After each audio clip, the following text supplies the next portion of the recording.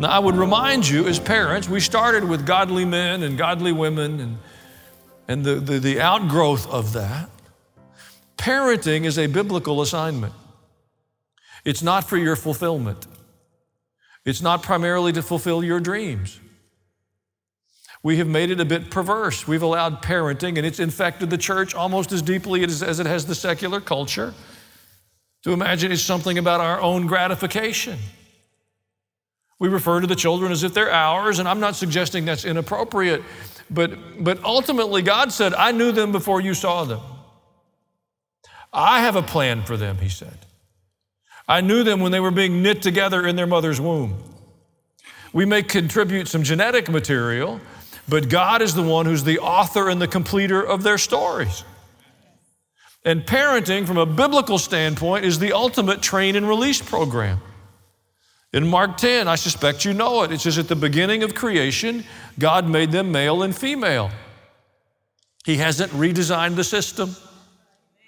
I'm going to continue to say that because it's under such significant assault. For this reason, a man will leave his father and mother and be united to his wife. The two will become one flesh, so they're no longer two, but one. Parents, the system is designed, they're leaving. There'll be times along the journey you'll think, not soon enough. In fact, you may start reading that to them as their life verse. But the purpose of parenting, it's a sacred trust for a season. Our assignment is to do everything we can to prepare them to succeed beyond us. In Proverbs 22 and verse 6 says, train up a child in the way he should go, and even when he's old, he will not depart from it. Train up a child in the way he should go. It's impossible to train without effort, without discipline, and without expectations.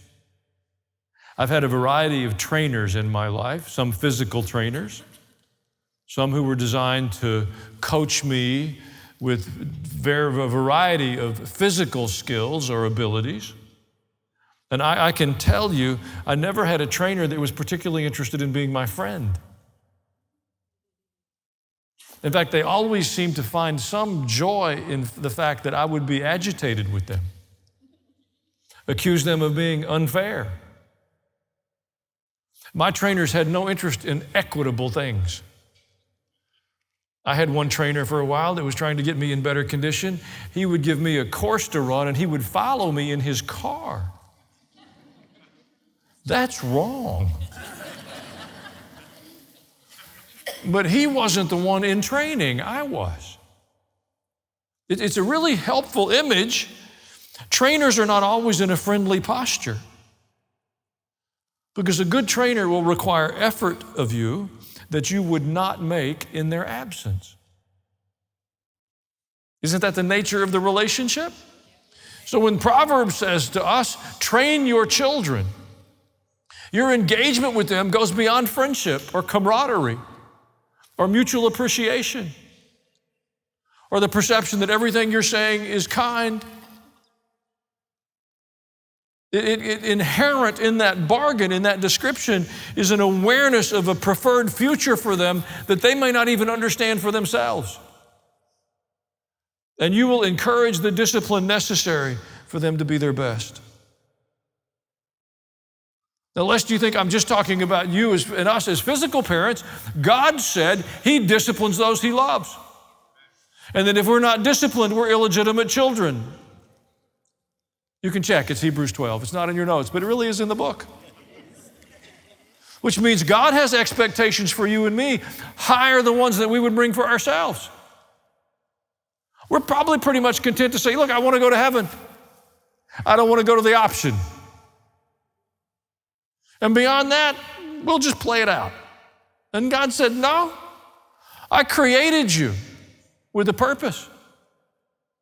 I've sent my Spirit into the earth to work with you, to strive with you, to convict you, to direct you. And the Spirit of God will call you to places that you and I would never go by ourselves. Remember the context: godly men, godly women, godly husbands, godly wives, godly parents. You see, God will make your life better. If you're a good teacher without God, you're a better one with God. If you're a good surgeon without God, you're a better one with Him. God's not going to diminish your life. God is at work in restoring us, bringing us to better places. And to do that, He puts us into training. And secondly, I would submit that God works through us. I like this one. The biblical term for that is intercession, but I think we frequently think of intercession as a form of prayer. And I think that's far too narrow of an understanding of what the Bible presents to us as intercession. In Matthew 15, there's a story of intercession. A Canaanite woman comes to Jesus crying out, "Son of David, have mercy on me." It's an interesting phrase. Demons use that phrase with reference to Jesus. The high priest won't. Most of the religious power brokers won't. This Canaanite woman, she has no covenant connection with him. She doesn't keep kosher. She doesn't keep any of the rules. But she recognizes Jesus in the terms that identify him as a part of that covenant. So she's identified. It's a bizarre, it's almost unimaginable. "Son of David, have mercy on me. My daughter is suffering terribly from demon possession." But Jesus didn't answer a word. So his disciples came to him and urged him, "Send her away. She keeps crying out after us. She's a nuisance." She's not. And Jesus said, "I was sent only to the lost sheep of Israel." You understand that's politically incorrect. Jesus just said, "I'm not here to help her." She does not get an appointment. And the woman came and knelt before him, "Lord, help me." And he replied, "It's not right to take the children's bread and toss it to their dogs." Yes, he did. And she's not offended. You see, she's desperate enough to secure help for her daughter that she will overcome a slight. She's not yielding to rejection. Remember, we said one of the components of God's restoration is that it requires of us oftentimes desperation. So God at work through us sometimes brings us to desperate places. "Yes, Lord, but even the dogs eat the crumbs that fall from their master's table." And Jesus answered, "Woman, you have great faith. Your request is granted." And her daughter was healed. "Woman, you have great faith. Your request is granted." If she'd been offended, if she'd come in demanding her rights, if she had been unhappy with the circumstances of the discussion, she would have missed everything. A lot of the permissions being handed out right now are permissions to imagine yourself victimized by someone, somewhere, somehow. And if you accept the permissions, there's a high degree of probability you'll miss what God has for you. I like Hebrews 10. It gives us several ways to imagine intercession. And they're introduced to us with this group invitation: let us do something. Let us consider how we may spur one another on towards love and good deeds. That's intercession. How can we encourage one another towards love and good deeds? This is not just my decision or just your decision. The biblical instruction is how can we encourage one another to do the right things? And it's actually a little stronger than just encourage, how we can spur one another on. Have you ever ridden a horse? Anybody here? I don't mean a pony tied to a walker. I mean like 1,000 pounds plus of angry energy. Did you have spurs on? Did you lean into them? If you did, you will get a reaction. Living horses, when spurred, respond. Dead ones, not so much. But if you're alive, they will move. And that's the imagery here. To a group of people very familiar with horses as a means of transportation, it says spur one another on. That's intercession. See, we're living in a time where I would submit to you, it's very important that we practice this. We encourage, come on, what are you doing? There's so many ways our faith is waning, and I don't mean within the community here, but in a much broader way. But he's not done there. The author of Hebrews in verse 25, let us not give up meeting together, as some are in the habit of doing. He's acknowledging, stepping away from church didn't just start with live stream. It's an issue in the first century. Let us not give up meeting together as some are in the habit of doing, but let us encourage one another. Encourage one another to what? Community. All the more as you see the day approaching, the day of the Lord's return. Intercession means we use our voice, our energy, our influence to help one another do the things that we've agreed on are healthy for our lives and our faith. We have been coached to become passive. You don't want to be judgy? Well, just who do they think they are? I went to church last week. I endured that. He talked for 45 minutes. I grew up, we had 20-minute sermons, so I think I'm good for 2.5 weeks. No more church. It says, spur one another on towards love and good. Nobody's going to tell me what I'm supposed to. Oh, we got to help one another. Intercession. We've made it into this fuzzy kind of a prayer. Well, I have a spirit of intercession. Well, bless you. I believe in that. I believe God gives people a spirit to pray for other people. But intercession isn't just about prayers in your private, isolated prayer closet.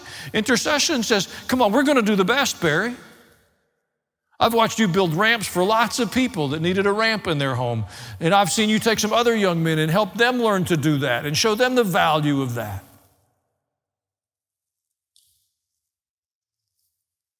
We're talking about what can we do in the face of blatant expressions of evil and darkness and dishonesty and manipulation and propaganda. We can start to live our faith and say to one another, we will not be silent. Amen. We have been silent in the face of wickedness and darkness and dishonesty. We're going to have to change. I'm stunned at Christians, and I say Christian in the generic term of that. Christian churches that will declare themselves to be orthodox and then blatantly push forward worldviews and practices that have nothing to do with Orthodox Christianity. It's deceptive, it's deceitful, it's dishonest, it's a lie. Don't be a part of that. But you need the next verse. In the context of spurring one another on, of continuing to meet together, of encouraging one another, verse 26 says, if we deliberately keep on sinning, after we have the knowledge of the truth, there is no sacrifice for sins left, but only the fearful expectation of judgment and of raging fire that will consume the enemies of God. You see, we have advocated kind of a sloppy grace.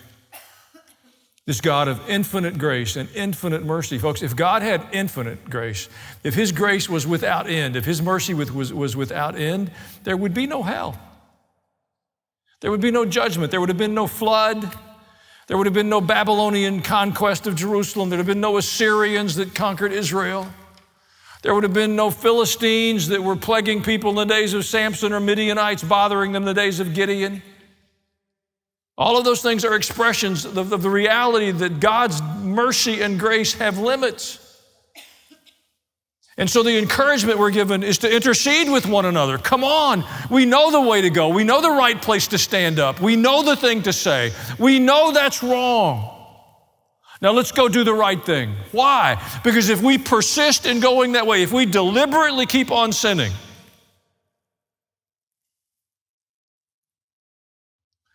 we will face judgment. You cannot practice sin as a matter of habit and imagine you will escape the consequence. Thank you for watching this video. If you enjoyed it, subscribe to the channel. You know the drill. Hit the bell for notifications. If you want to, leave a comment.